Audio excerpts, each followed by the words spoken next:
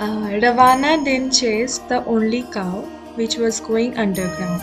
However, he managed to get hold of the cow's ears as the rest of the cow's body has disappeared below ground. It is this ear now seen in a petrified form which has given the name Gokarna to the place.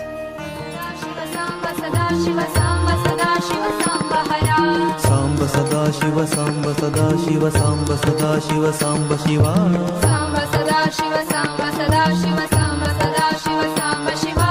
Samba सदा शिव सांब सदा शिव सांब सदा शिव सांब हरा सांब सदा शिव सांब सदा शिव सांब सदा शिव सांब हरा सांब सदा शिव सांब सदा शिव सांब सदा शिव सांब हरा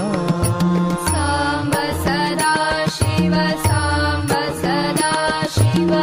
सांब सदा शिव सांब हरा सांब सदा शिव सांब सदा शिव सांब सदा शिव सांब हरा